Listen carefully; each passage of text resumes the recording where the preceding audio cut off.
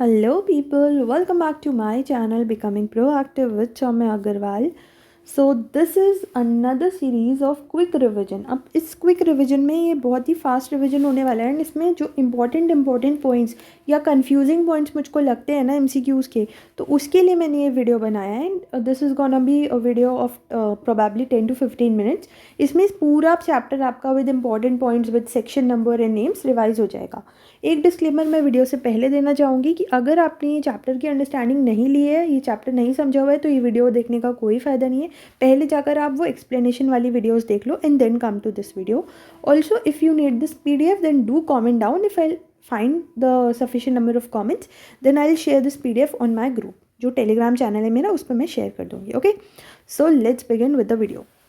Section number 206 था, वो बात करता था कि जो ROC है वो क्या कर सकता है. ROC के पास में ये पावर है, power to call for information, inspect books and conduct of inquiries. तो ये जो है पावर्स के बारे में बताता है. अब ये जो पावर है ये किसके पास में है? ROC के पास में. ROC के पास में किसकी पावर है कि ये कॉल करेगा, क्या कॉल करेगा, कंपनी से ये कॉल करेगा कि आप जो है अपनी बुक्स, अपनी इन्फॉर्मेशन हमको दो. ठीक है, तो ये कब देता है? जब कोई इन्फॉर्मेशन उसको रिसीव होती है, स्क्रूटनी जब होती है, या तो स्क्रूटनी मतलब जो कंपनी उसने खुद ही बोला है, या फिर कोई इन्फॉर्मेशन ROC को मिली है तो ROC ये ऑर्डर्स देता है कि आपको जो है you have to furnish some documents. और ये देगा किसमें? राइटिंग में देगा. ठीक है, उसके बाद में जो सेंट्रल गवर्नमेंट है वो ROC को डायरेक्ट कर सकती है या इंस्पेक्टर को डायरेक्ट कर सकती है फॉर इंक्वायरी. लेकिन जो अनदर स्पेशल पॉइंट है वो ये है कि सेंट्रल गवर्नमेंट ROC को इंस्पेक्शन के लिए डायरेक्ट नहीं कर सकती, सिर्फ इंक्वायरी के लिए डायरेक्ट कर सकती है. ठीक है, अगर सेंट्रल गवर्नमेंट को इंस्पेक्शन कराना है तो अपना वो खुद अपॉइंट करे. ठीक है, उसके बाद में जो भी ऑर्डर्स होंगे ना रिलेटिंग टू द इंस्पेक्शन, वो सेंट्रल गवर्नमेंट पास करती है. वो दो टाइप के ऑर्डर होते हैं, जनरल और स्पेसिफिक. तो इसमें एक स्टैट्यूटरी अथॉरिटी को सेंट्रल गवर्नमेंट ऑथराइज कर देती है एंड वो जो है इंस्पेक्शन करता है. ठीक है, फिर उसके बाद में आपका सेक्शन नंबर 207 जो है वो बात करता है about conduct of inspection and inquiry. तो इसमें जैसे जो है कंडक्ट के बारे में बात हो रही थी, तो इसमें यह था कि अगर जैसे पता लगता है कि किसी भी डायरेक्टर ने ऑफेंस करा है, तो इसमें मतलब पहले तो यही था कि ड्यूटी रहती है कंपनी और ऑफिसर की कि वो बुक्स वगैरह करके दें. फिर उसके बाद में उसकी पावर्स के बारे में था कि इंस्पेक्टर के पास में क्या क्या पावर्स होंगी जो इंस्पेक्शन कर रहा होगा. फिर उसके बाद में ये है कि अगर कोई भी डायरेक्टर कॉन्विक्टेड होगा तो ये मान लिया जाएगा कि एक तो उसने वैकेट कर दिया अपना ऑफिस एंड वो डिस्क्वालीफाइड भी हो गया है from holding such place in the company. ठीक है, फिर उसके बाद में 208 था, वो बता रहा था कि जो रिपोर्ट होगी उसका क्या होगा. तो अभी तक हमारी 206 में जो है इंफॉर्मेशन मंगाई, 207 में इंस्पेक्शन हुआ. फिर उसके बाद में अब इंस्पेक्शन हुआ है तो उसकी कोई रिपोर्ट होगी, तो ये रिपोर्ट हम किसको जाकर दे देंगे? सेंट्रल गवर्नमेंट को जाकर के हैं वो दे देंगे. यहाँ पर ना बहुत ज़्यादा कन्फ्यूजन हो सकता है कि किसको देना है, ROC को देना है, सेंट्रल गवर्नमेंट को. तो ध्यान रखना, जो ऑर्डर्स हैं वो भी सेंट्रल गवर्नमेंट पास ऑन कर रही है और जो रिपोर्ट है वो भी हमको सेंट्रल गवर्नमेंट को देने हैं. ठीक है, फिर उसके बाद में आपके दो सेक्शन जो आपको बहुत ज़्यादा सिमिलर लगेंगे. So one is for search and seizure and another is for seizure of documents by inspector. तो इसमें होता क्या है? इसमें ये होता है कि जब इंस्पेक्शन चल रहा है ना, और जो ROC है, इंस्पेक्टर है, उसको उसके पास में अगर रीजनेबल ग्राउंड टू बिलीव है कि कंपनी ने, KMP ने, डायरेक्टर ने, ऑडिटर ने या CS ने, ठीक है, इन लोगों ने क्या करा है, इन लोगों ने ये लोग कर सकते हैं, they are likely to DAMFS. What is DAMFS? Destroy, mutilate, alter, falsify, secret. अगर इन लोगों को ऐसा लगता है ROC को, इंस्पेक्टर को, ये लोग क्या कर सकते हैं, कोई डॉक्यूमेंट्स को डिस्ट्रॉय कर सकते हैं, ऑल्टर कर सकते हैं, तो ये क्या करेंगे, एक तो अप्रूवल लेंगे स्पेशल कोर्ट से. यहाँ पर दो चीज़ें जो है आपको याद रखनी है, आप इसको हाईलाइट कर लो. एक तो ये अप्रूवल लेंगे स्पेशल कोर्ट से कि क्या हम इनकी जो बुक्स हैं उसको सीज़ कर लें, क्या हम इसमें सर्च कर लें. ठीक है, और ये जो बुक्स वगैरह ये सीज़ करेंगे सिर्फ 180 डेज़ के लिए कर सकते हैं. अगर इनको दोबारा चाहिए तो ये फर्दर पीरियड के लिए अगेन जो है राइटिंग में अप्रूवल लेंगे एंड देन अगेन ये 180 डेज़ के लिए ले सकते हैं. ऑल्सो दे आर अलाउड कि वो उसमें कुछ आइडेंटिफिकेशन मार्क्स जो हैं या कॉपीज़ जो हैं वो लगा सकते हैं. ठीक है, कॉपीज़ ले सकते हैं एक्सट्रैक्ट्स की, आइडेंटिफिकेशन मार्क्स लगा सकते हैं. तो ये 209 था, ये चल रहा था ड्यूरिंग इंस्पेक्शन. ठीक है, अब उसके बाद में जो हमारा अनदर सेक्शन है दैट इज़ 220, ये चलेगा हमारा इन्वेस्टिगेशन के टाइम पे. ठीक है, तो इन्वेस्टिगेशन के टाइम में क्या है ये, इसमें यह है कि अगर इंस्पेक्टर, केवल इंस्पेक्टर है, ROC नहीं है, ROC को तो सिर्फ इंस्पेक्शन का है, लेकिन जब एक बार इन्वेस्टिगेशन शुरू हो जाएगी तब तो केवल इंस्पेक्टर का काम रह जाएगा ना. इसलिए तो यहाँ पर यह है कि अगर इंस्पेक्टर के पास में रीजनेबल ग्राउंड टू बिलीव है, अब इसमें लोग भी चेंज हैं, कंपनी, एमडी, मैनेजर या अदर बॉडी कॉरपोरेट। अगर ये लोग क्या कर सकते हैं, डीएमएफएस कर सकते हैं, तो ये क्या करेगा, ये जो है ये सीज़ कर लेगा डॉक्यूमेंट्स। ठीक है, अब यहाँ पर जो है कोई लिमिट नहीं है नंबर ऑफ़ डेज़ में, ये बात आप ध्यान रखो। ऑल्सो यहाँ पर हमको स्पेशल कोर्ट से अप्रूवल भी नहीं चाहिए। मतलब अगर इन्वेस्टिगेशन के दौरान इंस्पेक्टर को ऐसा लगता है कि मुझे सीज़ करनी चाहिए बुक्स, तो वो जो है वो सीज़ कर लेंगे। ठीक है, वो सीज़ कर लेंगे। और यहाँ 180 डेज़ वाली जो लिमिट है वो नहीं है। यहाँ पर ये है कि जो अगर आपकी इन्वेस्टिगेशन जो है वो जब तक कंक्लूड नहीं हो जाती है ना, तब तक आप जो है रख सकते हो अपने पास में डॉक्यूमेंट्स। ऑल्सो यहाँ पर भी अगेन पावर है इंस्पेक्टर के पास में कि वो कॉपीज़ निकलवा सकता है और उसमें आइडेंटिफिकेशन मार्क्स लगा सकता है। ठीक है, तो आई होप कि ये जो 5 सेक्शंस हैं आप लोग को याद हो गए होंगे, क्लियर हो गए होंगे। अगर समझे हुए हैं तो याद आ गया होगा। उसके बाद में सेक्शन नंबर 210 किसके बारे में बात करता है? सेक्शन नंबर 210 बात करता है investigation into the affairs of the company. तो इसमें ये है, इन्वेस्टिगेशन यहाँ से शुरू हो जाती है। तो अगर सेंट्रल गवर्नमेंट इस ओपिनियन में होता है कि या तो इंस्पेक्शन की रिपोर्ट उसको आई, या पब्लिक इंटरेस्ट में, या कोई स्पेशल रेजोल्यूशन कंपनी ने पास करा है कि यहाँ पर तो इन्वेस्टिगेशन होनी चाहिए, तो फिर सेंट्रल गवर्नमेंट जो है वो ऑर्डर्स पास कर देती है और इंस्पेक्टर को अपॉइंट कर देती है। तो यहाँ पर अभी तक हमारा 3 ही पार्टी आई हैं। एक तो आरओसी एकदम स्टार्टिंग वाले सेक्शन में आ गई थी, उसके बाद में स्पेशल कोर्ट एक बार आया सर्च वाले में, और अभी तक जो चल रहा है वो केवल और केवल सेंट्रल गवर्नमेंट ही चल रहा है। ठीक है, उसके बाद में आपका 211 जो है वो बात करता है establishment of SFIO. So SFIO की फुल फॉर्म है सीरियस फ्रॉड इन्वेस्टिगेशन ऑफिस। अब ये अगेन इसमें जो डायरेक्टर है इसका वो कौन अपॉइंट करेगा? आपका सीजी ही करेगा। और जो ऑफिसर होगा ना वो जो है वो या तो ग्रेटर देन हो या इक्वल हो, मतलब कि या तो जॉइंट सेक्रेटरी हो या उससे ऊंची वाली पोस्ट पे हो। जॉइंट सेक्रेटरी किसका? गवर्नमेंट ऑफ इंडिया का। और इसमें और बाकी एक्सपर्ट्स वगैरह भी आएंगे। ठीक है, इसमें ये चीज़ आप प्लीज़ ऐड कर लेना, यहाँ पर है फॉर इंस्पेक्शन और यहाँ पर है फॉर इन्वेस्टिगेशन। ठीक है, मैं यहाँ लिखना भूल गई हूँ, तो आप ऐड कर लेना जो मैं PDF आपको दूँगी उसमें। उसके बाद में 212 बात करता है इन्वेस्टिगेशन बाय एसएफआईओ। तो यहाँ पर जो 211 में एसएफआईओ इस्टेब्लिश हुआ था सीरियस फ्रॉड्स, तो नाम से पता लग रहा था हमको कि हाँ सीरियस है फ्रॉड, तो यहाँ पर क्या होगा, उसके इन्वेस्टिगेशन होगा। ठीक है, अब इसमें वैसे तो पूरा सेक्शन मैंने ऑलरेडी एक्सप्लेन कर रखा है, लेकिन इसमें मैं बता दूँ वही सारे पॉइंट्स हैं। तो रिपोर्ट 208 में आएगी, या इंटीमेशन एसआर से हुआ है, या पब्लिक इंटरेस्ट में, या फिर सेंट्रल गवर्नमेंट या स्टेट गवर्नमेंट ने ही रिक्वेस्ट करा है कि ये वाली जो चीज़ें हैं ये तो कौन करेगा, इसको जो है इंस्पेक्शन करना चाहिए एसएफआईओ को। तो इसमें ये होता है एसएफआईओ में जो भी सीरियस चीज़ें होती हैं वो होती हैं। तो ठीक है, तो अगर कोई भी जो है प्रोसीडिंग चल रही होती है ना, तो वो स्टॉप हो जाती है। कोई भी प्रोसीडिंग जो है वो स्टॉप हो जाती है उस टाइम पर। कोई भी अगर इन्वेस्टिगेशन चल रही है तो वो ना तो प्रोसीड हो सकती है ना ही इनिशिएट हो सकती है।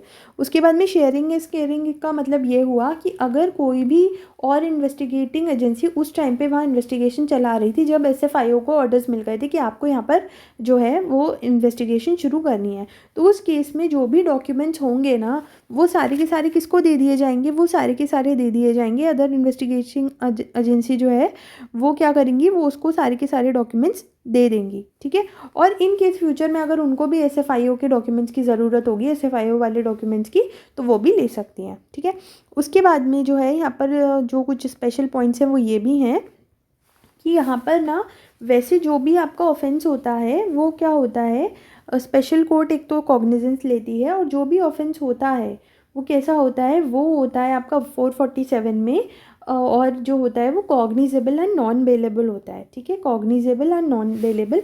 तो कॉग्निजेबल का मतलब ये होता है कि अरेस्ट वारंट के बिना जो है यहाँ अरेस्ट हो सकते हो, और नॉन बेलेबल तो समझ आ ही रहा है। लेकिन स्पेशल कोर्ट क्या कर सकती है, स्पेशल कोर्ट क्योंकि कॉग्निजेंस लेती है, तो स्पेशल कोर्ट क्या कर सकती है, स्पेशल कोर्ट अगर डायरेक्ट करे तो ये जो लोग हैं इनको बेल भी मिल सकती है। तो किन किन लोगों को बेल मिल सकती है? जिनकी एज 16 बरस से कम है, और जो वुमन या फिर वो सिक हैं या इन्फर्म है, उस केस में उनको जो है अगर सेंट्रल गवर्नमेंट अगर स्पेशल कोर्ट डायरेक्ट करे तो वो जो है उनको रिलीज़ कर सकता है। ठीक है, उसके बाद में कॉग्निजेंस कौन लेगा? स्पेशल कोर्ट ही लेगा आपकी कॉग्निजेंस। तो अगर उसको जैसे किसी ने भी कंप्लेन लिख करके दी है ना राइटिंग में, डायरेक्टर ने, किसी भी ऑफिसर ने सीजी के, तो वो स्पेशल कोर्ट यहाँ कॉग्निजेंस लेगा। तो आपका सेक्शन नंबर 212 से कौन पिक्चर में आ गया? स्पेशल कोर्ट की यहाँ एंट्री हो गई है। और स्पेशल कोर्ट की एंट्री एक बार और हुई थी, कहाँ पर हुई थी? सर्च एंड सीजर में। अभी तक ट्रिब्यूनल पिक्चर में नहीं आया है, तो प्लीज़ मेक श्योर। उसके बाद में जो एसएफआईओ है उसको डायरेक्टर्स ने ही तो बोला है ना कि आप इन्वेस्टिगेशन करो, तो इसलिए कोई भी इंटरिम रिपोर्ट होगी या फिर कोई भी इन्वेस्टिगेटिंग रिपोर्ट होगी वो किसको देगा, फाइनल रिपोर्ट भी सेंट्रल गवर्नमेंट को ही देगा। ठीक है, सेंट्रल गवर्नमेंट जो है वो डायरेक्ट करेगी प्रोसीडिंग्स। और अगर कोई भी अनड्यू बेनिफिट्स लिए हैं, किसने लिए हैं, अब ये अनड्यू बेनिफिट्स कोई भी ले सकता है जो भी कंपनी के अंदर पर्सन है, और ये पता लगा कि इन लोगों ने तो जो है वो अनड्यू बेनिफिट्स लिए हैं, तो इस केस में कौन आ जाएगा पिक्चर में, इस केस में आ जाएगा ट्रिब्यूनल। तो वो क्या करेगा, सीजी जो है वो ट्रिब्यूनल के पास जाएगा और बताएगा कि आप ही बताओ इनका क्या करना है, ये डायरेक्टर हैं, ऑफिसर हैं, कोई भी हो सकता है कंपनी में, उसने उसका गलत फ़ायदा उठाया हुआ है, अनड्यू बेनिफिट लिया हुआ है। तो यहाँ पर जो है ट्रिब्यूनल आ जाएगा पिक्चर में, और ये क्या करेगा, या तो डिस्गॉर्ज कर लेगा वो प्रॉपर्टी को, या फिर जो है उस पर्सन को वो पर्सनली लायबल हेल्ड कर देगा। ठीक है, इसमें एक चीज़ जो है वो आप और नोट डाउन कर सकते हो इफ़ यू वांट, कि यहाँ पर जो भी ऑफिसर होगा ना, जो भी मतलब as per sub section number 8, तो कोई भी अगर ऑफिसर होगा that is not below the rank of assistant director, जो भी SFIO का मतलब असिस्टेंट डायरेक्टर है, तो वो भी अगर उसको ऐसा लगता है कि पर्सन जो है वो 447 में गिल्टी है, तो वो उसको अरेस्ट कर सकता है। ठीक है, और इसके बारे में जो है वो इन्फॉर्म करेगा, वो जो भी पर्सन जिसको अरेस्ट करे, और उस कॉपी ऑफ अरेस्ट को जो है वो एक सील्ड एनवेलप में जो है वो भेजता भी है SFIO को। कौन, असिस्टेंट डायरेक्टर। ठीक है, तो सब सेक्शन नंबर 8 जो है वो असिस्टेंट डायरेक्टर के बारे में बता रहा था। और उसके बाद में जो भी अरेस्टेड पर्सन होगा उसको स्पेशल कोर्ट के पास में ले जाया जाएगा। एंड देन जो बाकी के पॉइंट्स हैं वो ये हैं। तो ये वाला पॉइंट भी आप चाहो तो ऐड कर सकते हो, वरना आप इस वीडियो से ही कर सकते हो। उसके बाद में सेक्शन नंबर 213 जो था वो बात कर रहा था कि अगर अदर केसेस हैं तो उस केस में क्या होगा। तो उस केस में अगेन आपका जो पिक्चर में आएगा वो आएगा ट्रिब्यूनल। तो इसमें यह है कि अगर जैसे एप्लीकेशन आई है कंपनी में, अब दो तरीके की कंपनी थी, जिसके पास में शेयर कैपिटल है, जिसके पास में शेयर कैपिटल नहीं है। अगर शेयर कैपिटल है तो इसमें क्या आएगा, हायर या लोअर, तो नॉट लेस देन आप यहाँ लिख सकते हो, नॉट लेस देन 100 और 1/10 ऑफ द टोटल मेंबर्स जिनके पास में वोटिंग पावर है। और या फिर अगर शेयर कैपिटल नहीं है तो not less than 1/5 of the person जो कि रजिस्टर ऑफ मेंबर्स में लिखे हुए हैं। तो उन लोगों की अगर एप्लीकेशन होगी तो जो है अदर केसेस में इन्वेस्टिगेशन का ऑर्डर दे देगा। अब इन्वेस्टिगेशन का ऑर्डर कौन देगा यहाँ पर, सेंट्रल गवर्नमेंट या ट्रिब्यूनल, तो यहाँ पर जो देगी वो ऑर्डर देगी ट्रिब्यूनल। ठीक है, तो आप कह सकते हो कि आपका जो है सेक्शन नंबर 212 से SFIO के बाद वाले सेक्शन से कौन आ गया आपका पिक्चर में, आपका पिक्चर में आ गया है ट्रिब्यूनल। ठीक है, उसके बाद में या तो मतलब कंपनी देगी, या अगर कोई और पर्सन है वो भी किसको देगा, ट्रिब्यूनल को देगा। और लेकिन यहाँ पर भले ही हम एप्लीकेशन ट्रिब्यूनल को दे रहे हैं, लेकिन जो अपॉइंटमेंट होगा इंस्पेक्टर का वो कौन करेगा, सेंट्रल गवर्नमेंट ही करेगी। ठीक है, और इसमें यह भी है कि जो भी पर्सन है वो लायबल होगा एज पर सेक्शन नंबर 447। उसके बाद में सेक्शन नंबर 214 बात करता है सिक्योरिटी की। तो उसमें जैसे पेमेंट ऑफ कॉस्ट और एक्सपेंसेस जो भी खर्चे होते हैं ना इन्वेस्टिगेशन के, तो उसके लिए सेंट्रल गवर्नमेंट जो है वो रिक्वायर करती है कि एप्लीकेंट क्या करे, एप्लीकेंट पे करे। तो एप्लीकेंट से सेंट्रल गवर्नमेंट क्या ले लेती है, पैसा ले लेती है, पैसे ले लेती है वो, कि आप जो है पेमेंट करो किसी सिक्योरिटी कॉस्ट की। फिर उसके बाद में 215 ये बोलता है कि केवल और केवल इंडिविजुअल ही हो सकता है इंस्पेक्टर, कोई फर्म, बॉडी, कॉर्पोरेट वगैरह नहीं हो सकती है। फिर आपका investigation of ownership of company में ये है कि अगर जैसे कंपनी के ओनरशिप पता करना है ना कि कौन जो है वो फाइनेंशियल इंटरेस्टेड है या बेनिफिशियल इंटरेस्ट रखता है या पॉलिसी को इन्फ्लुएंस कर रहा है, तो उस केस में भी जो सेंट्रल गवर्नमेंट के पास में अगर रीजंस होते हैं तो वो इंस्पेक्टर को बुला के और इन्वेस्टिगेशन करा सकता है। अगर ट्रिब्यूनल ने इन्वेस्टिगेशन का ऑर्डर दिया है तब भी इंस्पेक्टर कौन अपॉइंट करेगा, सेंट्रल गवर्नमेंट ही अपॉइंट करेगा। तो आप ये चीज़ गलती से भी मत लिख के आना कि ट्रिब्यूनल ने इंस्पेक्टर को अपॉइंट करा है। इंस्पेक्टर को हमेशा कौन अपॉइंट करेगा, सेंट्रल गवर्नमेंट करेगा। भले ही जो हमारे अदर केसेस और ये ओनरशिप वाले हैं इनके ऑर्डर्स भले ही ट्रिब्यूनल दे रहा है, लेकिन जो अपॉइंटमेंट है इंस्पेक्टर का वो सेंट्रल गवर्नमेंट ही करेगा। उसके बाद में सेक्शन नंबर 217 बात करता है प्रोसीजर्स, पावर्स और जो भी हैं। तो इसमें यह है कि ये जो भी आपकी बुक्स वगैरह हैं सिर्फ 180 डेज़ के लिए रख सकते हैं, फर्दर 180 डेज़ के लिए भी रख सकते हैं। ठीक है, अगर इन्होंने अगेन राइटिंग में बुलाया।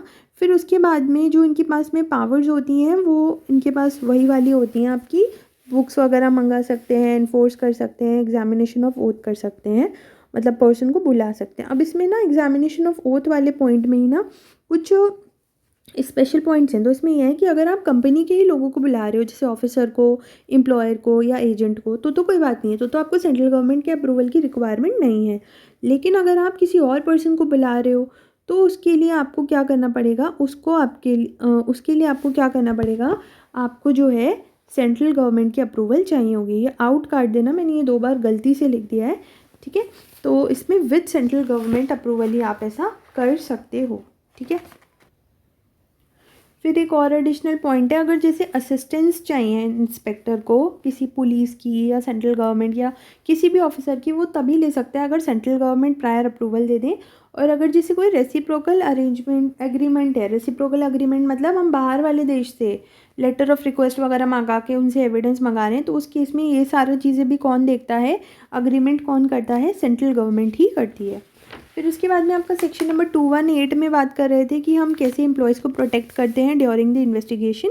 तो इसमें ये है, इसमें अगर जैसे कुछ भी उनके साथ में गलत हो रहा है ना, तो जो भी कंपनी है, बॉडी कॉर्पोरेट या अदर पर्सन है, मतलब कुछ भी ऐसा हो रहा है जो एम्प्लॉयज़ की फेवर में नहीं हो रहा है, ठीक है, तो उसके लिए जो है, जो भी कंपनी है, बॉडी कॉर्पोरेट या अदर पर्सन है, वो जो भी एक्शन होगा उसके लिए अप्रूवल लेना पड़ेगा। ऐसे ही आप एम्प्लॉय को पनिश नहीं कर सकते, आपको अप्रूवल लेना पड़ेगा किसका, ट्रिब्यूनल का, ठीक है। तो ट्रिब्यूनल में ऐसा होता है कि अप्रूवल या तो 30 डेज़ में आ जाता है या फिर नो अप्रूवल या ऑब्जेक्शन आ जाता है 30 डेज़ में। 30 डेज़ का उनके पास में टाइम होता है।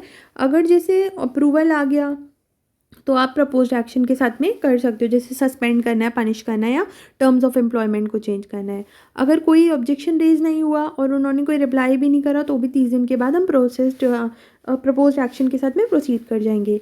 लेकिन अगर जो NCLT है उसने क्या कर दिया, उसने ऑब्जेक्शन रेज कर दिया, ठीक है, अगर उसने ऑब्जेक्शन रेज कर दिया तो फिर उस केस में जो है, अगर कंपनी सेटिस्फाइड है उस ऑब्जेक्शन के साथ में तो वो नहीं करेगी उसके साथ में प्रपोज एक्शन के साथ में प्रोसीड। लेकिन अगर कंपनी इस बात से सेटिस्फाइड नहीं है जो NCLT ने ऑब्जेक्शन रेज किया है, तो उस केस में वो अगेन एक अपील देंगे 30 डेज़ के अंदर अंदर, और वो जो भी अपील में डिसीजन लिया जाएगा वो जो है वो फाइनल होगा। लेकिन इसमें एक चीज़ आपको बहुत ज़्यादा ध्यान में रखनी है कि अगर जो है इन्वेस्टिगेशन चल रही है तभी आप इस प्रोविज़न को यूज़ करोगे। अगर इन्वेस्टिगेशन एंड में आ गई, कंक्लूड हो चुकी है, उस केस में जो है जो भी प्रपोज्ड एक्शन है वो बिना किसी अप्रूवल के भी बिंदास आप ले सकते हो। उसके बाद में चैप्टर ख़त्म होने भी आ गया। 219 बात करता है इंस्पेक्शन ऑफ रिलेटेड कंपनीज। तो उसके लिए आपको प्रायर अप्रूवल चाहिए होगा सेंट्रल गवर्नमेंट का। अगर फ्रीज़ करना है तो ट्रिब्यूनल का ऑर्डर चाहिए होगा, और जो फ्रीजिंग है वो भी आप 3 साल से ज़्यादा के पीरियड के लिए नहीं कर सकते, जो भी फ्रीज़ करना है असेट्स को। उसके बाद में आपका जो सेक्शन नंबर 221 है, 221 तो मैंने बता दिया। फिर 222 जो है वो रिस्ट्रिक्शंस ऑन सिक्योरिटीज़ के बारे में बता रहे हैं। तो ये अगेन ये है कि अगर ट्रिब्यूनल को लगता है कि यहाँ पर जो है कुछ भी झोल है इनकी मतलब ओनरशिप में या कोई भी कंप्लेन आई है, तो फिर ये क्या कर सकते हैं, इसमें अगर ट्रिब्यूनल ऑर्डर करेगा रिस्ट्रिक्शन के लिए, और ये जो पीरियड है रिस्ट्रिक्शंस का, this should not exceed a period of greater than 3 years. यहाँ पर बहुत ज़्यादा कंफ्यूज करते हैं ये लोग, आपका सेंट्रल गवर्नमेंट के नाम से या पीरियड में भी ये कंफ्यूज कर देते हैं, तो ये चीज़ जो है आप मार्क कर लो। उसके बाद में आपका 223 सेक्शन बात करता है इंस्पेक्टर की रिपोर्ट की। तो ये अगेन इंटरिम हो चाहे फाइनल हो, किसको दी जाएगी, सेंट्रल गवर्नमेंट को दी जाएगी, और ये जो है ऑथेंटिकेट होगी बाय द सील और सर्टिफिकेट। और ये वाला जो सेक्शन है, दिस इज़ नॉट एप्लीकेबल, 223 वाला is not applicable to SFIO, ठीक है। और SFIO को अगर कोई भी रिपोर्ट चाहिए तो वो कोर्ट से जो है वो अप्लाई करके ले सकता है, फिर वहाँ सेंट्रल गवर्नमेंट में अप्लाई नहीं करेगा। ये पॉइंट आप ऐड कर लो जो मैंने अभी बताया। उसके बाद में 224 जो है वो बात करता है एक्शन जो भी लिया जाएगा इंस्पेक्टर की रिपोर्ट में। तो इसमें ये होता है कि जो भी एक्शंस होते हैं ना, कि जैसे क्रिमिनली लायबल है तो प्रोसिक्यूशन सेंट्रल गवर्नमेंट करती है, अगर वाउंड अप हो गया तो पिटीशन जो है वो सेंट्रल गवर्नमेंट देती है, और जो भी अगर डैमेजेस वगैरह होते हैं सेंट्रल गवर्नमेंट जो है उसको इंडेमनीफाई करना चाहिए। तो जो भी एक्शंस होते हैं वो सेंट्रल गवर्नमेंट लेती है। लेकिन इसमें यह है कि अगर कोई भी अनड्यू बेनिफिट लिया है कंपनी के किसी ऑफिसर ने, डायरेक्टर ने, KMP ने, किसी ने भी, तो उसके लिए जो है सेंट्रल गवर्नमेंट जाएगी ट्रिब्यूनल के पास में, और ट्रिब्यूनल के पास में फिर राइट होगा उनसे कैसे डिस्जॉर्जमेंट करवाना है, डिस्गॉर्जमेंट जो भी आप बोलो, एंड कैसे उनको पर्सनली लायबल हेल्ड करना है, ठीक है। तो ये दोनों केसेस में सेम था, इससे पहले वाले में भी हमने जो डिस्कस किया था उसमें सेम ही था। उसके बाद में जो भी खर्चा होगा वो ऐसे होगा कि जितना मतलब एक्सटेंट है उतना एक्सटेंट तक ही आप रिकवर कर सकते हो, और अगर कोई प्रोसिक्यूशन नहीं हुआ है तो जैसा भी सेंट्रल गवर्नमेंट डायरेक्ट करेगी उस हिसाब से होगा। 226 वॉलंटरी वाइंडिंग अप बोल रहा है। तो वॉलंटरी वाइंडिंग अप मतलब कंपनी खुद निपट रही है, खुद भागने की कोशिश कर रही है, तो उस केस में जो है आप किसी भी प्रोसीडिंग को रोक नहीं सकते हो, ठीक है। लेकिन अगर आपका जो ऑर्डर है वाइंडिंग अप के वो NCLT ने ही दिए हैं, तो उस केस में जो इंस्पेक्टर है वो NCLT को बताएगा कि सर अभी जो है यहाँ पर जो है क्या चल रही है, यहाँ पर ऐसे ऐसे जो है इन्वेस्टिगेशन चल रही है, ठीक है। तो वो जो भी पेंडेंसी होगा उसके बारे में NCLT को बताएगा। कौन बताएगा? इंस्पेक्टर बताएगा, ठीक है। और इसमें जो है ये अगर कोई भी एप्लीकेशन 241 में हुई थी, मतलब ऑपरेशन की वजह से या स्पेशल रेजोल्यूशन की वजह से या किसी भी और वजह से हुई थी, तो उससे जो आपकी इन्वेस्टिगेशन है वो नहीं रुकेगी। उसके बाद में 227 बात करता है कि कोई भी लीगल एडवाइज़र या बैंकर जो है वो इन्फॉर्मेशन नहीं दे सकता है, ना तो ट्रिब्यूनल को, ना ROC को, ना इंस्पेक्टर को, ना सेंट्रल गवर्नमेंट को, कैसी इन्फॉर्मेशन जो मतलब उसकी कैपेसिटी में है। या फिर बैंकर के केस में हम बात करें तो बैंकर के केस में किसी भी कंपनी की है या उसके कस्टमर्स की है, ठीक है। सिर्फ कंपनी की जो है वो कंपनी का नाम, और उसमें अगर हम बैंकर वाले की बात करें तो कंपनी के बारे में बता सकते हैं, कस्टमर्स के बारे में नहीं बता सकते हैं। और लीगल एडवाइज़र वाले केस में यह है कि केवल और केवल आप नेम और एड्रेस पूछ सकते हो और कुछ आप नहीं पूछ सकते हो, ठीक है। उसके बाद में जो आपका 228 है तो वो ये है कि फॉरेन कंपनी को ये एज इट इज़ एप्लीकेबल हो जाता है। 229 में ये है कि 447 के अंदर जो है वो पेनल्टी यहाँ पर लग जाती है, ठीक है। एक बार 227 में रिपीट कर देती हूँ। तो उसमें यह है कि ये वाला जो चैप्टर है उसमें कोई भी आपको इन्फॉर्मेशन नहीं बतानी है ट्रिब्यूनल को, CG को, ROC को, इंस्पेक्टर को। अगर वो कोई लीगल एडवाइज़र है तो फिर वो जो है कोई भी प्रिविलेज कम्युनिकेशन जो है वो नहीं मतलब डिस्क्लोज़ कर सकता है, केवल नेम एड्रेस बता सकता है। और बैंकर जो है वो कंपनी के बारे में ही बताएगा, वो किसी भी अफेयर जो कस्टमर के साथ में है उसके बारे में कोई इन्फॉर्मेशन नहीं देगा, ठीक है। तो ये कुछ ऐसे स्पेशल पॉइंट्स थे। If you want to add on then you can comment down, जो भी अगर आपको कोई और पॉइंट लगता है कि इसमें ऐड होना चाहिए। ये मैंने कुछ MCQs किए थे, उसके बाद में मुझे ऐसा लगा था कि ये पॉइंट्स में मैं कंफ्यूज हो रही थी। So that is why I have prepared this chart and this video as well.